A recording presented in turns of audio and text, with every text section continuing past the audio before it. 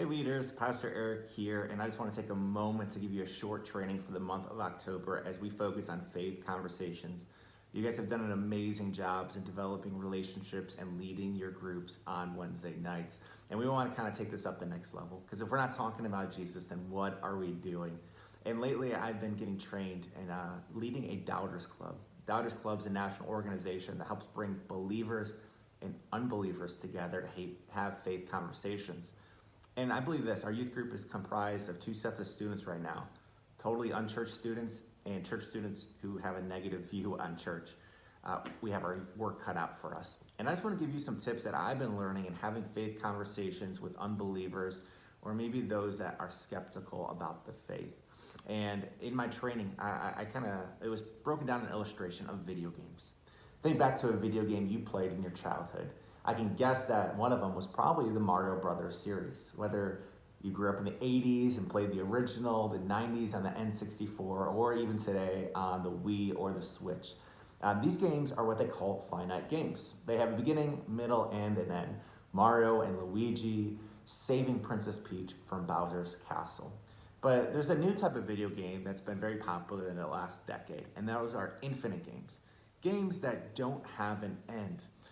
Probably pretty hard to wrap your mind around how a game couldn't have an end, but they do exist. And one popular game is Minecraft. It's a game where you go building and exploring the maps, and that's all I know about it, but I just know it doesn't have an end. And they're incredibly popular today. And this illustration carries into faith conversations. That no longer can we just expect to tell students what they should believe and have the end to the conversation.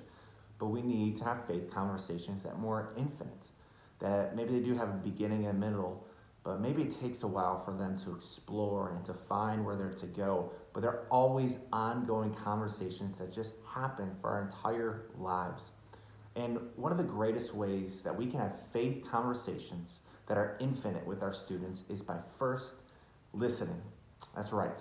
Before we get to tell students what they should believe, we first need to interact with them by listening, hearing what are their beliefs, where are these beliefs coming from, because these will be greatly helpful for us to point them to Jesus and truth later on.